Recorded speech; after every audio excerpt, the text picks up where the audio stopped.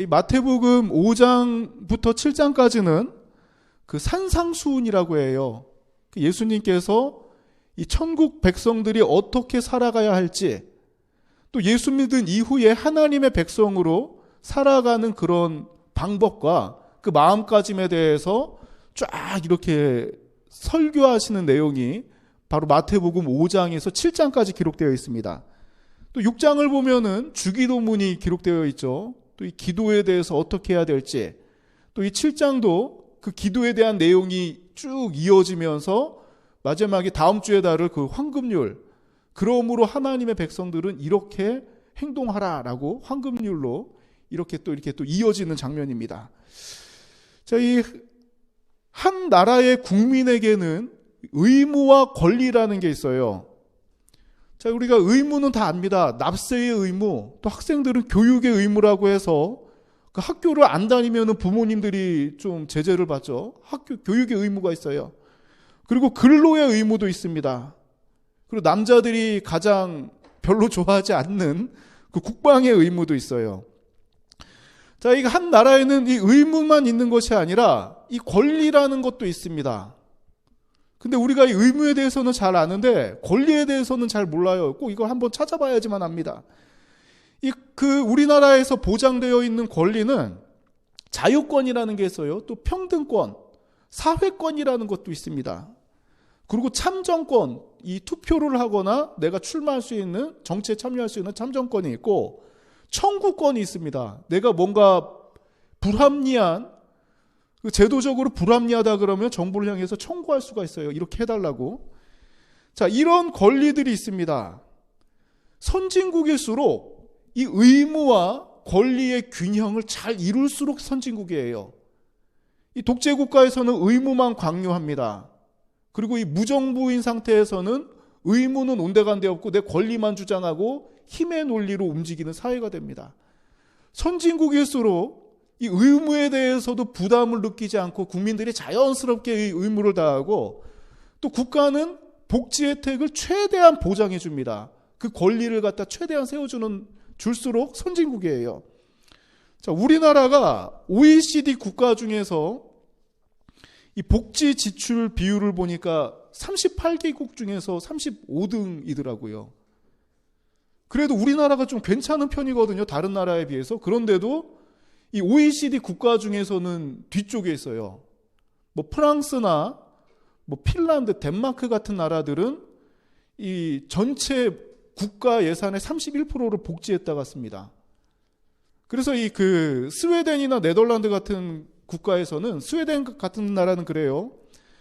소득이 400만 원 정도 되는데 200만 원 이상을 세금으로 내도 이것을 불합리하다거나 이것을 억울하게 생각하지 않습니다. 왜냐하면 내가 이제까지 공짜로 교육받고 병원도 공짜고 나이가 들면은 내 삶을 국가에서 보장해주기 때문에 나는 세금 내는 게 전혀 아깝지 않다는 거예요. 국민들 의식이 그렇습니다. 이 권리와 의무를 다하고, 또 우리가 이 균형 있는 삶을 살기 위해서는 나라의 제도도 중요하지만 국민 의식도 중요하다는 거예요. 천국 시민이 된 그리스도인들도 하나님 앞에 행해야 될 의무가 있고 하나님 앞에 받을 축복이 있습니다. 그 권리가 있습니다. 자, 하나님께 반드시 드려야 할 주일 예배라든가 내가 하나님 앞에서 선을 행하고 하나님의 말씀에 순종하는 이런 겸손한 의무가 있다면 하나님 앞에 받을 권리, 내가 기도하면 하나님께서 나의 기도를 들어주시는 이런 권리, 축복받을 권리, 그리고 나에게 하나님께 능력받을 권리, 이런 권리가 분명히 성경에는 약속되어져 있습니다. 자, 이러한 사실을 염두에 두고 오늘은 좀 기도에 대해서 좀 살펴보고자 합니다.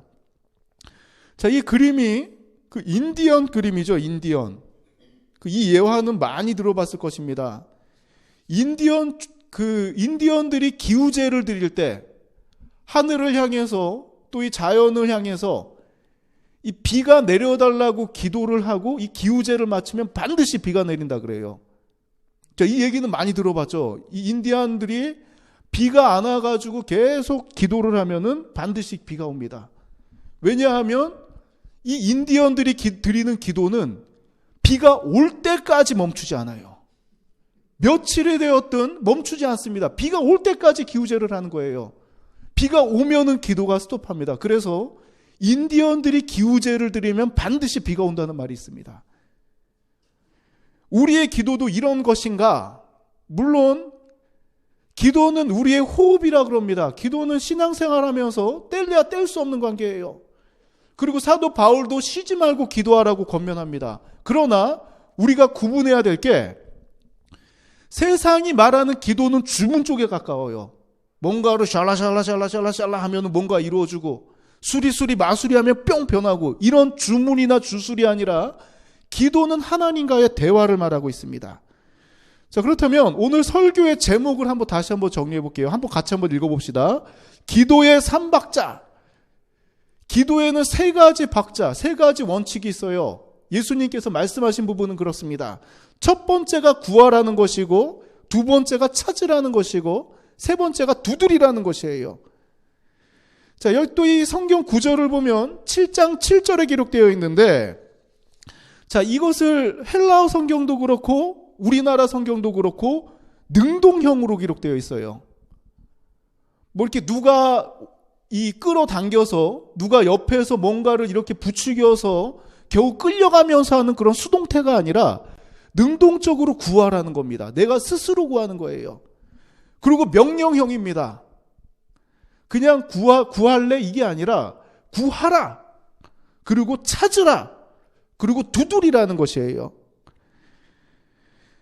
자, 이 하나님의 기도는 능동적으로 내가 하나님 앞에 구하는 것이기도 하지만 또 한편으로는 하나님의 명령이기도 합니다. 축복을 주시려는 하나님께서 축복받는 주의 백성들에게 원하시는 것은 바로 기도라는 것이에요.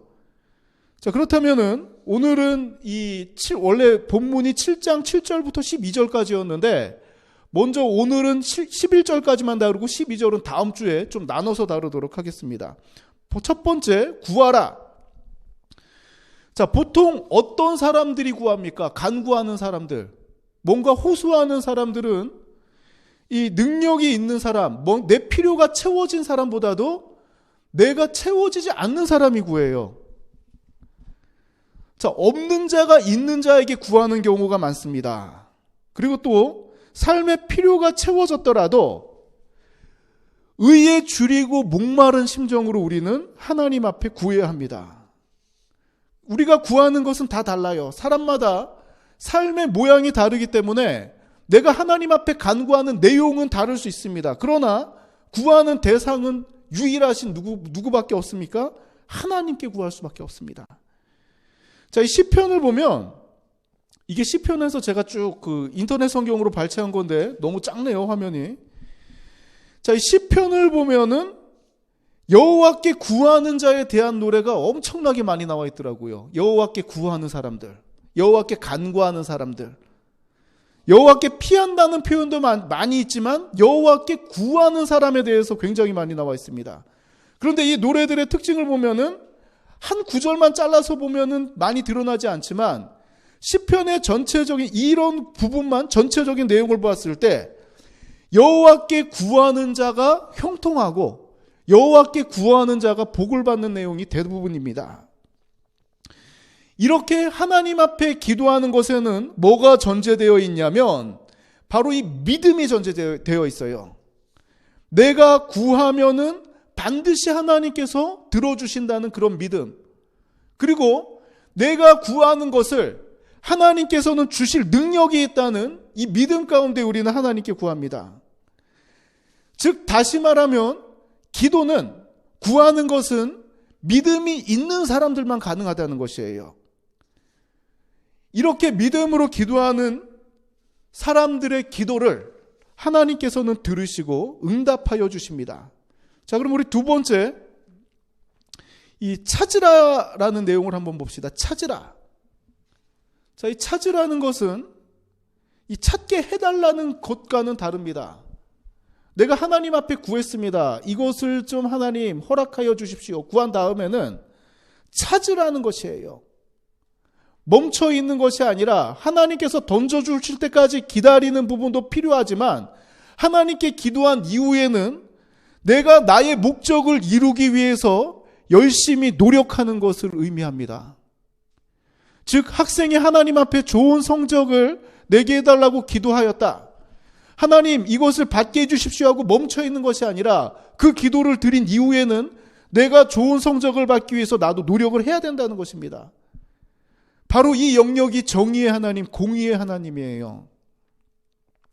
하나님 입장에서 보았을 때, 자, 이 예수 잘 믿고 공부 안 하는 학생과 예수 안 믿고 공부만 하는 학생이 있다고 칩시다. 구원에 있어서는 누가 구원받냐면 공부 안 하고 예수 믿는 사람이 반드시 구원을 받죠. 그렇죠? 구원에 있어서는 그렇습니다. 그러나 성적에 있어서 성적이 이 학생들에게 내려가야 되는데 공의의 하나님 입장에서 누구에게 성적을 잘 줄까? 구원의 영역에서는 예수 잘 믿는 학생이지만 구원의 영역이 아니라 성적에서 딱 성적만 놓고 봤을 때는 누가 좋은 점수 나오는 게 맞습니까? 예수는 안 믿더라도 공부한 학생이, 이 학생이 성적에 있어서는 요거를 준비한 학생이 좋은 점수 가는 게 맞잖아요. 그렇죠? 은혜의 하나님 입장에서는 예수 잘 믿는 사람이지만 공의의 하나님 입장에서는 냉정할 때는 이 성적에 한해서는 공부한 학생이 좋은 성적을 얻는 것입니다. 우리가 접근할 때 우리는 이 하나님의 공의의 하나님과 은혜의 하나님을 잘 생각하고 접근을 해야 돼요. 내가 하나님 앞에 은혜를 구했다. 그러고 나서 나는 가만히 멈춰서 있는 게 아니라 하나님께서 나의 삶을 지켜보시고 계시기 때문에 하나님 보시기에도 합당한 일을 내가 행해야 된다는 것입니다. 뭔가 노력하는 자세, 이 한쪽으로 치우친 사람들이 많은데 내가 기도만 하고 아무 일도 안 하는 사람들이 있어요. 대책이 없는 사람들. 공의의 하나님 입장에서 봤을 때는 찾는 자가 찾는 게 맞습니다. 이 사람이, 그 사람의 눈에는 가장 먼저 띄는 게 뭐냐면 내가 사모하고 이 갈망하는 것이 가장 눈에 먼저 들어와요. 배고픈 사람에게는 길거리 다닐 때, 내가 배고플 때 보면은 식당 간판이 제일 처음에 눈에 들어옵니다. 그리고 내가 카센터를 운영한다 그러면 딱 지나다니는 차들을 보면 어떤 차들이 눈에 띄냐면 새 차가 눈에 들어오는 게 아니에요. 고장난 차들이 눈에 들어옵니다. 내가 사모하고 갈망하는 게 먼저 들어와요. 그리고 내가 여친을 찾는다. 누가 눈에 들어옵니까? 남자들 눈에 안 들어옵니다. 예쁜 여학생이 눈에 들어옵니다. 사람은 내가 사모하고 갈망하는 것에 집중을 합니다. 제가 그 이전에 미용실에 갔는데 미용실에서 머리 자르는 분이 머리를 자르다가 막 이야기를 해요. 자기는 나보고 물어봅니다. 전철 탈 때 어떤 사람이 눈에 들어오니에요, 저한테. 그래서 저는 딱 그 냉정하게 얘기했죠. 그때 딱 제가 보통 전철 탄 기억이 저기 사당에서부터 전철을 타고 딱 안산역까지 오면 제가 총각 때는 그랬다. 총각 때는 예쁜 애들은 다 그 금정 있는 데서 전부 다 내리더라. 전부 다 내리고 나머지는 좀 촌스러운 애들만 좀 남더라. 그리고 안산역에 도착할 때쯤에는 외국인만 남더라. 저는 이 얘기를 했어요. 그랬더니 막 웃으면서 자기는 그러더라고요. 자기는 전철 타면은 사람들 머리만 눈에 들어온다는 거예요.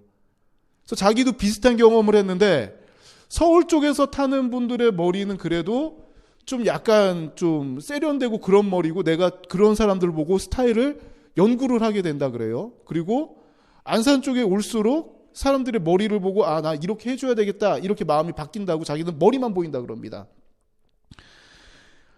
하나님을 사랑하는 사람들의 눈에는 어떤 것이 먼저 보여야 될까? 각자 찾는 것이 분명히 다릅니다. 내가 원하고 내가 갈망하는 것들이 달라요. 어떤 사람은 부를 위해서 노력하는 사람들이 있고 어떤 사람은 나의 능력을 위해서 노력하는 사람들이 있습니다. 그리고 또 어떤 사람들은 내가 뭔가 목적을 두고 이루기 위해서 노력하는 사람들이 있어요. 내가 찾는 것은 다를지라도 우리가 그 전에 먼저 구해야 되는 것은 무엇이냐면 바로 하나님의 은혜라는 것입니다. 하나님의 은혜. 왜냐하면 내가 이 신앙을 지키고 믿음 생활하는 것도 하나님께서 은혜를 부어주시면 자연스럽게 믿음이 생기고 자연스럽게 하나님을 예배합니다. 그러나 우리가 은혜를 체험하지 못했을 때 하나님 앞에 예배 드리는 것이 힘들어져요. 예배의 장소에서도 내 마음이 하나님 앞에 집중하지 못합니다. 왜냐하면 내가 은혜를 체험한 경험이 없기 때문이에요. 그렇기 때문에 우리가 찾더라도 우리는 하나님 앞에 하나님의 은혜를 먼저 구하고 그 다음에 내가 원하는 것을 찾는 게 순서라는 것입니다. 세 번째 영역, 두드리라. 이 두드리라는 것은 어찌 보면 기다리는 것을 뜻합니다. 이 답이 보이지 않는다고 포기하는 것이 아니라 끝까지 이루어지기까지, 마치 인디언들이 기도하듯이 이 기도가 이루어지기까지 기다릴 수 있는 그 인내를 이야기합니다. 문을 내가 직접 열 수 있는 경우가 아니라 문이 열리기까지 그 기다리는, 내가 이 다급하고 일이 급하더라도 문이 열리기까지 기다릴 수 있는 그런 마음도 필요하다는 것이에요. 그런데 보통 어떤 사람들이 문을 두드리는가? 자, 여유 있는 사람들, 뭔가 이 시간적인 여유가 있고 능력이 있는 사람들이 두드리지 않습니다. 밤중에도 문을 두드리는 사람, 주인이 자고 있는데도 깰 정도로 문을 두드리는 사람들은 다급한 일을 당한 사람, 도움이 절실한 사람이 보통 문을 두드립니다. 문이 잠기고 주인이 잠들었다고 포기하면 문은 열리지 않습니다. 그러나 주인이 자는 것도 알고 있고 예의에 벗어나는 것도 알고 있지만 그래도 내가 너무나도 다급해서 문을 두드려야지 주인한테 욕을 먹더라도 문이 열립니다. 하나님 앞에 기도할 때 때로는 이런 심정이 필요합니다. 내가 딱 이제까지 기도해왔으니까 뭐 점잖게 내가 예배 시간에 기도해야지, 내가 기도했으니까 이루어지겠지, 이런 막연함이 아니라 지금이 아니면 안 된다는 그 절실함으로 하나님께 두드리는 그 심정으로 기도하는 것도 필요하다는 것이에요. 이 예전에 저한테 그 도움을 구했던 사람들이 있습니다. 자, 저는 보통 이렇게 그 사역을 한 이후에 그 사람들의 그런 도움이 구하는 것을 보면 참 다양한 사람들이 많아요. 그런데 그 자녀 문제로 이 자녀가 말을 너무나도 안 듣는다는 거예요. 집에 와서 이 자녀가 아무리 달래고 아무리 혼내도 전혀 말을 듣지 않아요. 그리고 학교도 가지 않으려고 합니다. 이 아이를 좀, 그때 전도사인데 전도사님이 좀 이 아이를 좀 훈육을 해달라는 거예요. 이 아이를 붙들고 기도했습니다. 하나님, 얘 좀 이 모범생은 아니더라도 그래도 문제아가 되지 않도록 좀 이 아이를 좀 인도해 주십시오. 이 아이를 붙들고 기도했어요. 그런데 기도하는 중에도 이 아이는 기도 안 합니다. 막 노라고 그러는 거예요. 발버둥 치는 거예요. 그렇다고 이 아이가 뭔가 잘못되고 그런 아이가 아닙니다. 요즘 말하는 그 ADHD 알죠? 그런 성향이에요. 집중하지 못하는 아이. 또 집중할 때는 좀 참 예쁩니다. 그런데 꼭 한 번씩 이런 일을 터뜨리는 거예요. 그래서 저는 좀 기다렸습니다. 이 아이가 또 한 번 팍 터지기를 좀 기다렸어요. 자, 그런데 아니나 다를까 이 아이가 다른 아이하고 다투려고 하는 그 순간 이 아이를 데리고 딴 데로 갔습니다. 이 아이는 기도가 안 통하더라고요. 기도하다가 제가 너 당장 여기 엄마한테 내가 얘기 다 들었다. 너가 지금 이렇게 행동하는 것에 대해서 엄마한테 다 들었고 학교도 안 갈라 그러고 친구들하고 맨날 괴롭히고 문제만 일으키는 거, 교회 있을 때는 참 착한 아이였는데 그것을 내가 엄마한테 들었다. 여기서 네가 결정을 해라. 맨날 너 이렇게 혼나고 이렇게 살래? 아니면은 나랑 지금 기도하고 마음을 한번 잡아볼래? 그랬더니 얘는 나는 진지한데 얘는 진지하지 않아요. 막 여기가 저기 왔다 갔다 합니다. 자, 이 아이가 몇 달을 갖다 이렇게 생활을 했어요. 한 번씩 불려가고 혼을 내고 저도 똑같이 했습니다. 아무리 달래도 안 돼요. 자, 그런데 이 아이가 갑자기 변한 그 사건이 있습니다. 성경학교 때 저는 바라지도 않았어요. 그냥 똑같이 찬양하고 기도하는 중에 이 아이가 눈물 흘리면서 기도하더라고요. 그래서 그 성경학교 이후의 삶이 아이가 완전히 바뀌어집니다.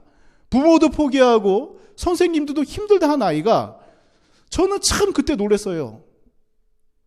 내가 다른 것을 무언가를 하려고 그럴 때는 이 아이가 바뀌지 않고 협박도 해보고 뭔가 구슬려봐도 안 바뀌다가 기도하는데 갑자기 이 아이가 눈물 흘리면서 그 뒤로 완전히 삶이 바뀌는 거예요. 그때 저는 깨달았습니다. 뭘 깨달았느냐?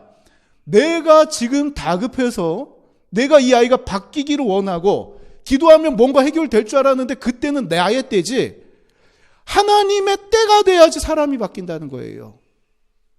기도의 응답이라는 것도 내가 지금 얕은 지식으로 지금 이 일이 해결되기를 원하지만 하나님께서 지금까지 그렇다고 기도를 안 들으시는 것이 아니라 그 기도를 들으시고 가장 적절한 때에 응답하신다는 것입니다. 이 아이도 그 전에 만약에 한 번의 기도 응답을 받았다면 우리의 삶은 더 편했겠죠. 그러나 전체적으로 봤을 때 성경학교를 통해서 이 아이의 삶이 변화되었던 것처럼 우리의 삶에 있어서도 바로바로 기도를 응답받는 경우보다는 내 때가 아닌 하나님의 때에 응답을 내려주시는 경우가 많습니다. 그래서 응답을 받아도 안 받았다고 생각하는 경우가 많아요. 왜냐하면 내가 원하는 때에 이루어지지 않다 그러면 포기하는 경우가 많습니다. 두드리라는 것은 내가 지금 문을 열 수 있다고 해서 여는 것이 아니라 하나님께서 응답하실 때를 기다릴 수 있는 그 믿음을 갖다가 중점을 두고 표현한 것이 바로 두드리라는 것이에요. 8절의 내용을 같이 한번 읽어봅시다. 8절 같이 읽겠습니다. 시작. 구하는 이마다 받을 것이요 찾는 이는 찾아낼 것이요 두드리는 이에게는 열릴 것이니라. 아멘. 구하고 찾고 두드리는 성도는 응답을 받게 된다는 분명한 약속이 있습니다. 올바른 기도는 반드시 응답받습니다. 그 예를 몇 가지 성경 구절을 통해 좀 알아보도록 할게요. 이사야서 58장 9절 말씀 같이 읽겠습니다. 내가 부를 때에는 나 여호와가 응답하겠고 내가 부르짖을 때에는 내가 여기 있다 하리라. 아멘. 우리가 부를 때에는 하나님께서 반드시 응답하시고 우리가 부르짖을 때에는 하나님께서 함께 하신다는 것입니다. 자, 요한복음 15장 7절 말씀도 같이 한번 읽어봅시다. 같이 읽겠습니다. 너희가 내 안에 거하고 내 말이 너희 안에 거하면 무엇이든지 원하는 대로 구하라. 그리하면 이루리라. 아멘. 하나님께서는 반드시 응답하신다고 해요. 무엇이든지 원하는 대로 구하라. 그리하면 이루리라고 말씀하십니다. 반드시 응답하시는 것이에요. 자, 여기서 이런 질문을 하는 분들이 계십니다. 그렇다면 내가 그동안 이렇게 열심히 기도했는데 우리의 기도가 잘못되어서 하나님께서는 응답하신 것이 아닙니까? 내가 응답받지 못한 이유는 무엇입니까? 이렇게 질문하는 사람도 있습니다. 제가 이 고등학교 때 우리 어머니에게 그랬어요. 너무 술이 먹고 싶어서 엄마 나 술 먹고 싶다고 그랬어요. 술 먹고 싶다고. 학교 가기 전에. 그리고 학교를 갔습니다. 자, 학교를 끝나고 딱 오니까 어머니가 딱 캔을 하나 주세요. 자, 어머니가 캔을 하나 딱 냉장고에 넣어서 그 물방울이 딱 떨어지는 캔을 하나 딱 주십니다. 자, 그래서 그걸 받아보니까 무알콜 맥주예요. 그때 당시 나왔던 게 오비 사운드였습니다. 지금은 나오지 않는. 무알콜 맥주를 하나 딱 주는 거예요. 눈물이 벌컥 나오려고 그랬습니다. 사실 나는 소주가 마시고 싶었는데 어머니는 무알콜 맥주를 사다 주시는 그 어머니의 마음, 그거 마시고 끝냈습니다.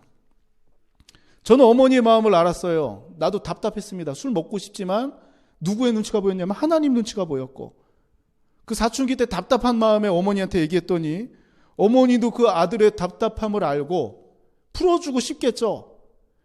혼내고도 싶겠죠. 그러나 무알콜 맥주를 갖다 주는 어머니의 그 마음, 신앙이 있으신 분이었기 때문에 아들을 갖다 위하는 마음으로 그걸 사다 주시는 그 어머니, 하나님께서 원하시는 삶이 무엇인지 알고 계신 어머니였기 때문에 어머니는 저에게 무알콜 맥주를 사다 주셨습니다. 저는 너무나도 감사했어요. 그 뒤로는 군대에서도 술을 마시진 않았습니다. 내가 원하는 거는 소주였지만 어머니가 주신 것은 무알콜 맥주였어요. 내가 원하는 거라는 다른 종류였습니다. 비슷하지만 다른 거였어요. 그러나 나의 이런 뭔가의 그런 갈급함을 갖다가 한 번에 해소할 수 있는 것이었습니다. 더 큰 깨달음이 있는.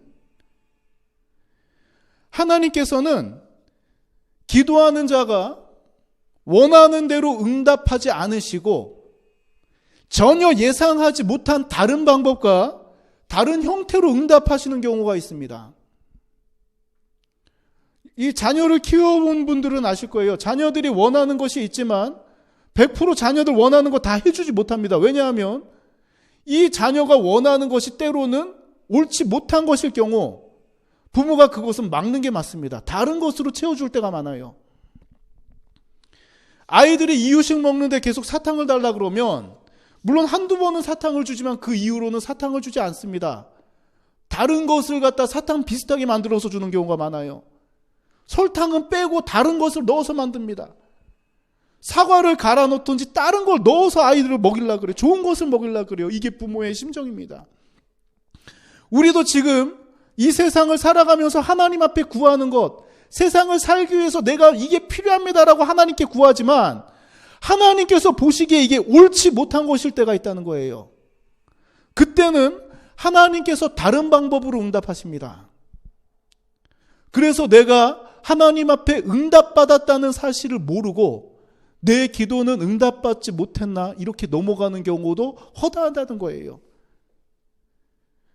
그래서 저는 그 예전에 기도 노트를 한번 작성해 본 적이 있습니다. 내가 기도했던 내용들 쭉 응답받은 거 딱 반 나눠가지고 응답받은 거를 적고, 근데 잘 채워지더라고요. 기도한 내용하고 응답받은 거하고 잘 채워지더라고요. 그런데 몇몇 시간이 지날수록 공백이 생기는 거예요. 기도한 내용들에 대해서 공백이 생기고 공백이 생기고 공백이 생기고, 그러고 나서 기도 노트를 잊고 지냈습니다.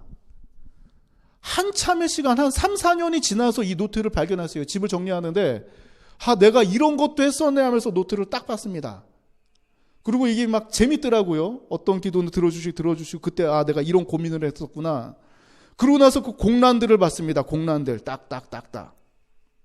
그때 한참 신대원 떨어질 때라 그 아픔들 막 눈물 자국 비슷한 것도 있고 딱딱딱딱.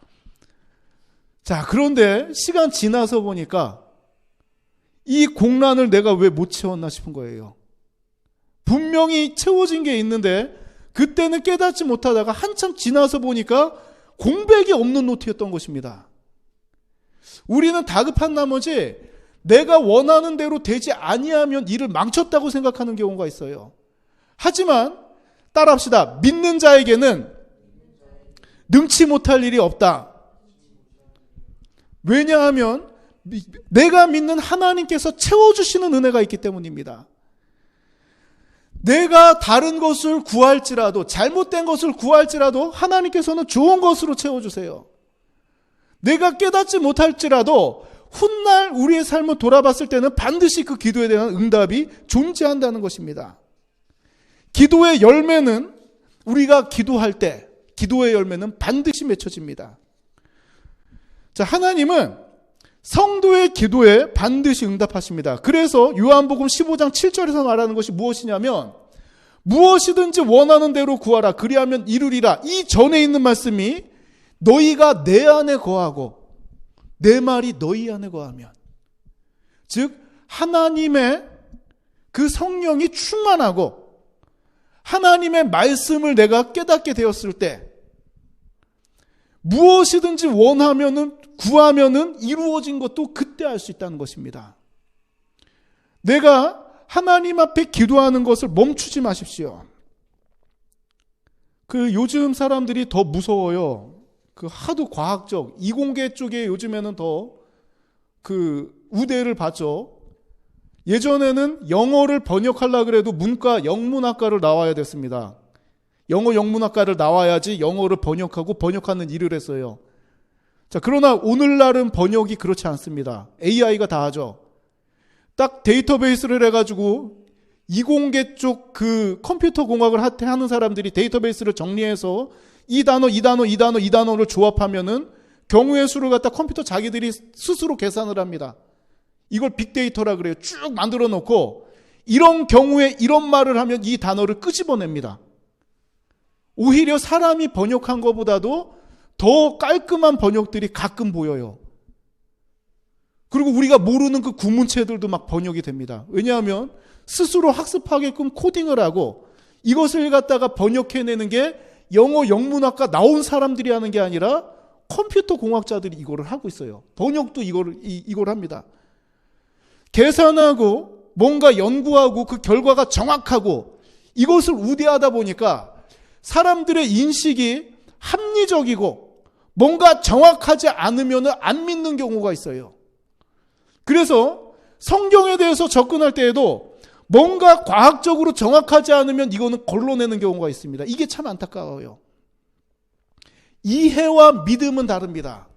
내 지식으로 뭔가 이해하고 습득하는 것, 이거는 학문적으로 접근해야 될 것이지만 신앙은 이게 이해된다고 해서 안다는 것은, 안다고 해서 내가 받아들이는 것은 이해하는 것이고 알지 못해도 이것을 맞다고 인정하는 게 바로 믿음이라는 것이에요. 주님께서 원하시는 것은 믿음입니다. 내가 하나님을 모를지라도 하나님 맞습니다. 나를 구원하십니다. 능력이 있으십니다. 축복하십니다. 이 믿음으로 살아갈 때 하나님께서는 이해한 대로 이루시는 것이 아니라 믿음대로 이루신다는 것이에요. 기도도 우리가 무엇이든지 원하는 대로 구하면 그대로 이루어집니다. 이 믿음 가운데 살아갈 때에 우리는 기도의 응답을 받는 삶을 살 수 있다는 것입니다. 아까 서두에도 언급했지만 기도는 우리의 영적 호흡이라고 했습니다. 신앙생활하면서 마치 우리가 호흡하듯이 멈춰서는 안 될 게 바로 이 영적인 호흡, 기도라는 거예요. 그래서 사도 바울은 쉬지 말고 기도하라고 권면합니다. 하나님께 기도하는 사람들이 힘을 얻습니다. 하나님께 기도하는 사람들이 응답받습니다. 하나님께 기도하는 사람들이 축복받습니다. 구하는 것마다 받고 찾는 자마다 찾고 두드리는 자마다 열린다는 것입니다. 이 마태복음 7장 9절에서 11절까지는 이 악한 사람이라도 이 좋은 것으로 준다는 그 설명을 하고 계세요.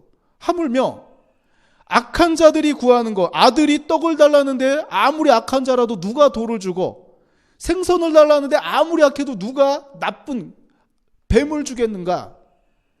악한 자라도 자식에게 떡을 달라면 더 좋은 것으로 주고 생선을 달라면 더 좋은 고기로 주고, 자, 이럴 줄 알고도 하나님께서 안 그러시겠는가? 그러므로 풀리지 않는다고 해서 포기하는 것이 아니라 믿음으로 하나님의 응답을 기다리라는 것이 이 주님의 말씀입니다. 우리의 삶 가운데 하나님께 기도함으로 힘을 얻고 구하는 것마다 하나님께서 허락하시고 찾는 것마다 찾고 두드리는 일마다 풀어지는 축복이 우리의 삶 가운데 임하기를 소망합니다. 남은 한 주간 이 기도를 멈추지 말고 이 삶이 지치면 또 기도도 안 나올 때가 있습니다. 그럴지라도 매일마다 약속된 시간에 하나님 앞에 기도하고 기도를 통해서 힘을 얻는 우리 삼동교회가 되길 원합니다.